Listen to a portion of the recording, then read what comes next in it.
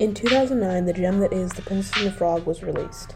Younger me was absolutely captivated by this movie, and I still am. If I'm to be completely honest, I've watched this movie way too many times. I know all the songs, I can quote numerous parts of the movie, and I pray over the DVD every night, making sure to close the summoning circle for Dr. Facilier and blow out all my Tiana candles before I drift off to sleep. No, but seriously, I love this movie for multiple reasons. From the artistic and compelling 2D animation to the lively and creative music.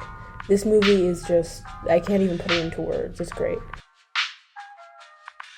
If some of you would like a separate video with me raving about The Princess and the Frog, then let me know, and I will be very happy to oblige. But don't worry, a fair portion of that will be done in this video. Despite me loving the movie ever since I was a kid, the movie was not nearly as appreciated by the public and is often considered forgettable in comparison to other Disney movies.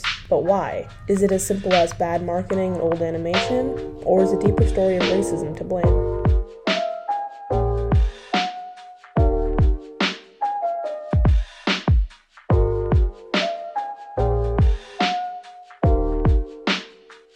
If you know me, and I really hope you don't, because I don't need my 3rd grade teacher or something watching my videos, but if you know me, you would know how adamant I am about 2D animation being worlds better than that CGI trash. I'm actually planning on releasing a video about that soonish too, so look out for that. In addition to going on for hours about The Princess and the Frog, I could go on for hours about 2D animation.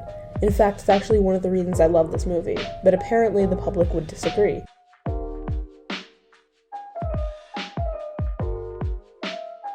If you aren't a complete fucking nerd and you don't know the difference between 3D animation using CGI and 2D animation, then I will briefly explain. Basically, 2D animation is hand-drawn. It takes a lot longer, but I believe that it produces a better product due to the care and effort it requires and other things, yada yada yada. 3D animation is much easier, much lazier, and uses computer-generated imagery as opposed to hand-drawn animations. You know the stuff they use in Game of Thrones to make it look like there's a dragon? Yeah, it's basically that, but with animated pictures.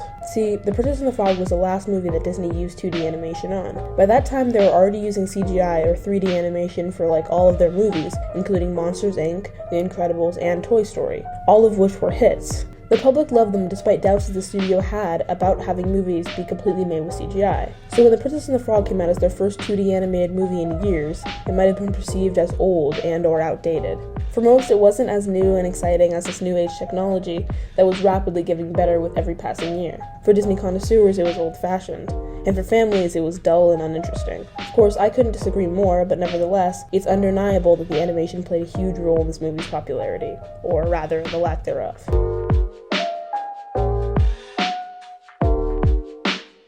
Bad marketing is to blame for a lot of movies not doing as well as some had hoped. One big example is Jennifer's Body. There's a great video on it by Yahara Zaid. I think that's how you pronounce it. I really hope they don't watch this video. To be honest, the marketing of The Princess and the Frog wasn't even that bad. They of course had the normal trailers on TV and stuff.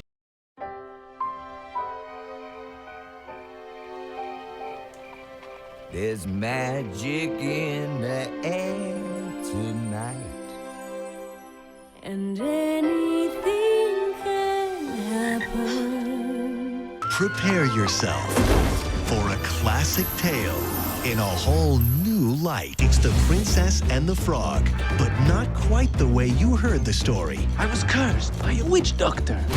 Walt Disney Pictures presents The Princess and the Frog.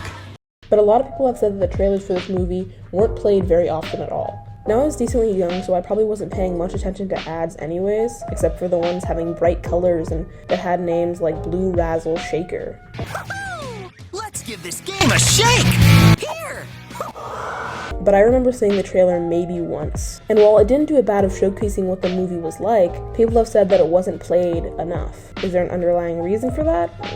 Well, we'll get into that later. In addition, Oprah was in the movie, and despite her having a huge platform to promote the movie on, especially with it being the first Black Disney princess, she never once promoted it on her show. So here is the commentary you all have been waiting for. Racism. It's no secret that The Princess and the Frog has gotten some heat for racism, mostly because Disney seems to have this reoccurring habit of making people of color animals for half of the film.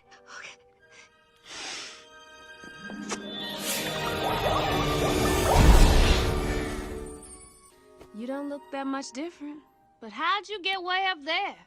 And how'd I get way down here and all this?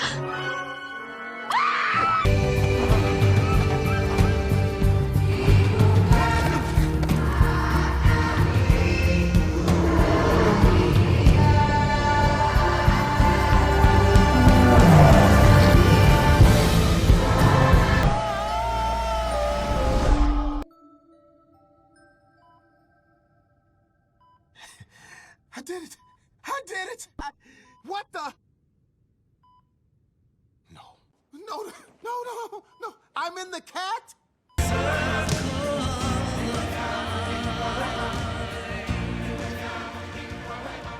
But besides that, one theory of why it didn't do so well was simply because people didn't want to see a black princess. I thought this theory was a little far-fetched until I rewatched the trailer. While I don't think it's as basic as people didn't like the idea of a black princess, it also kind of is. Stay with me as I explain this. The trailer, as well as the movie, does a really good job of focusing on black people and black culture. This includes our music, our food, our customs, and even our manner of speaking. If you were a white person in 2009 and you were lucky enough to actually see the trailer, not only are you going to be turned off from the movie because of learned prejudice, but you are also going to be turned off by the fact that the movie simply wasn't made for you. Basically, white people don't like things that aren't specifically catering toward them.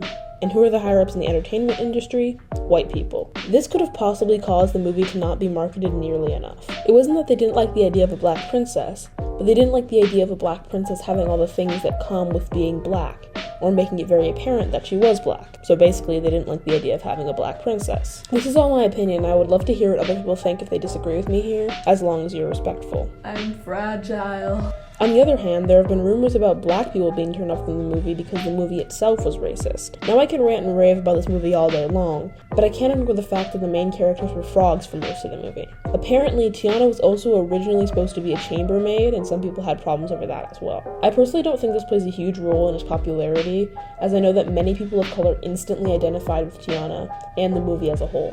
Also, most of the backlash about the whole frog thing was well after the movie was released. Quite honestly, most of us were just happy that someone who looked like us was on screen to begin with.